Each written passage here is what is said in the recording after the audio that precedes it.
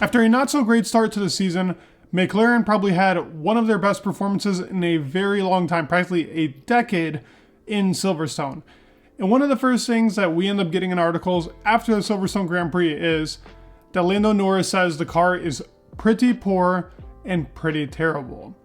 Now, what is he referring to here? The points he actually makes, I think, are very valid. But in this video, I want to cover what are the strengths of this currently really new MCL-60 and what is he pointing out to be terrible about the car. Lando Norris is championship material. I think, first of all, I just want to speak about his demeanor, how he is really as a race car driver and his real, I think, mentality as he's in this sport. Reading this article and really seeing what he's having to say here makes me think more along the lines of what that type of championship mentality is that he has. He's already looking into kind of the downsides of the car rather than being like, let's not get overjoyed with the two performances we just had in Austria and here. Let's work on this car, get rid of those weaknesses, so when we go onto tracks that we think will be worse, will actually be a lot better. He points out the things that I think make the most sense in the car. He's not quick to be very rash and, I don't know, make a decision that would not really favor anybody, especially as a McLaren fan, or really in general thinking that McLaren is just completely back. Because he speaks about the favoritism that was on this track and why it really suited the car. Now let's talk about those strengths for the MCL-60. Now, the biggest things that car really is good at is its medium, really, cornering speed. I would say medium and high speed is pretty strong. And this has to do with the car being very good on its front end. And Silverstone is very front oriented. Now, while Austria isn't very front oriented, the high speed corners and medium speed corners that you do actually go onto in Austria are very front limited. It's the only really turns 4 and 3 that are very rear limited parts. Those are very much traction zones on the track. So going into the high speed, really into sectors 2 and 3 is why that MCL was so spectacular. It was just a chef's kiss to watch. And let's not forget, Lando Norris is a specialist here at Austria. Throughout his career, he's been getting absolutely banger results through Austria, and he's always been pretty good in Silverstone as well. I think the home crowd gives him an advantage. I mean, the roar after he got P1 on Max Verstappen in that race was emphatic. It was amazing. I loved hearing it. I think it's so cool with Silverstone and really the British fans that they're able to just scream it out loud and cheer over people because they're really at the top. I mean, it's hard to say that in any other country you hear that type of emphatic cheer. I mean, I would love to hear how Spain would react if Carlos or Fernando Alonso jumped Max Verstappen on the line, but in Spain this year, Carlos was nowhere near jumping Max on the line, so we didn't get the roar or the emphatic wow like we did here at Silverstone for a British driver passing. But still, continuing on to the strengths of the MCL-60, like I said, high speed and medium speed. They're able to really get their car down as low as possible going through the high speed and medium speed, making it a very well-balanced car, working like a very well-oiled machine going through those corners. And that's something that Lando Norris really much hits at. That was where they think they are just as strong as Red Bull, if not even faster, going into the medium speed corners. They say in Maggots and Beckett's, they were pretty much equal with Red Bull, but in something like Copse, they were a little more hesitant than the actual Red Bull. They're not far off, but that is an extremely high speed corner where you're full throttle and you're completely shifting the wheel to really get that full on momentum going into that corner. It's definitely a corner that requires a lot more, I would say, confidence than something like Maggots and Beckett's, to where you're still braking and you have to hit the shifts on the perfect zones. He also says like a perfect corner is Stowe, turn 15. Really the corner that a lot of people were struggling on when it was kind of mixed conditions, but also in the race, people had a tough time with that corner. It's the corner that, I guess, famously gives you the track limits now, because track limits is on every track. So Silverstone, that part of that track, always gives track limits because it's a corner that you have to take almost going full out. You have to be very careful on the throttle, but that is a very important corner for time gain. And Lando Norris was gaining a lot of time, hence why his sector 2 and 3 was amazing. But in sector 1, he was never hitting a purple, and it was always the Red Bull taking the purples.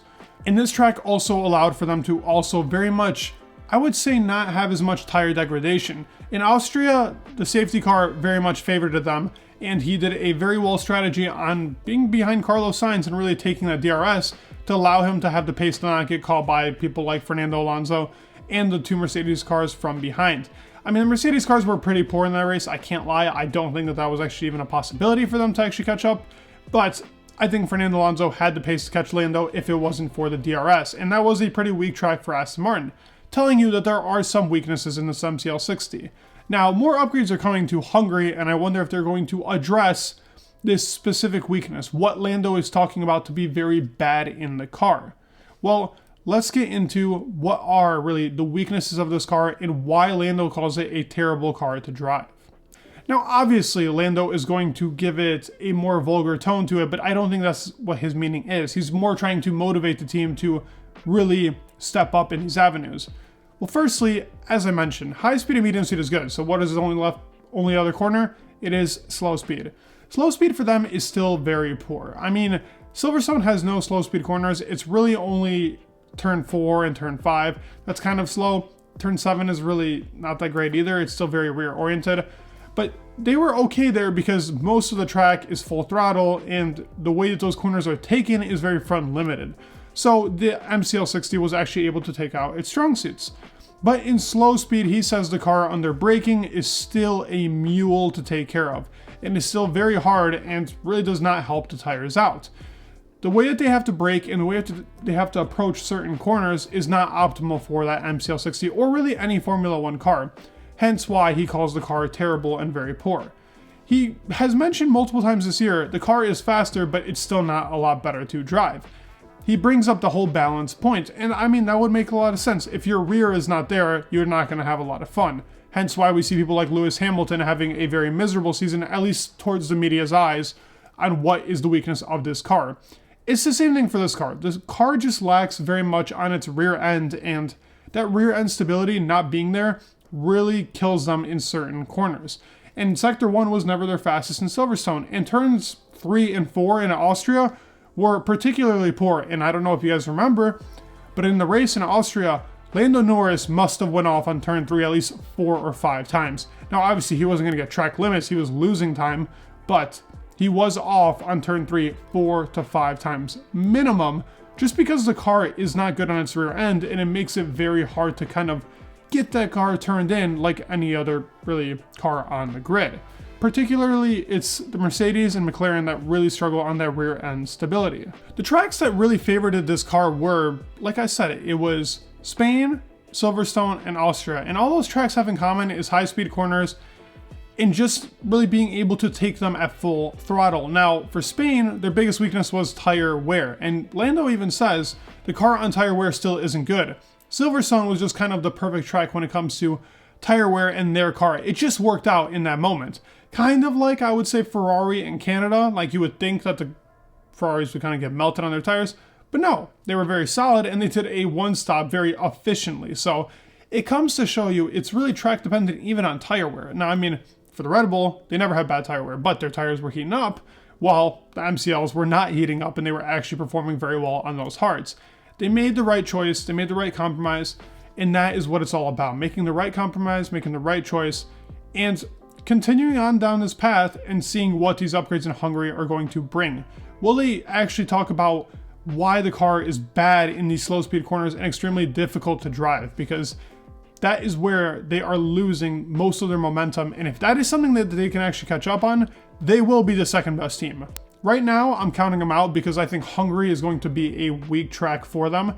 I'd love to see what they can bring here. Maybe these upgrades really do make that much of a difference. Maybe they don't.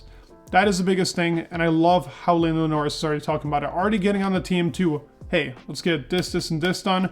Let's step it up. Let's get ready for the next race. What are your guys' thoughts on McLaren in general, and really, what are the comments that Lando Norris is making? Do you agree with him? Do you agree with the points that I made? Let me know in the comments down below. Please leave a like, subscribe, it would mean the world, and peace.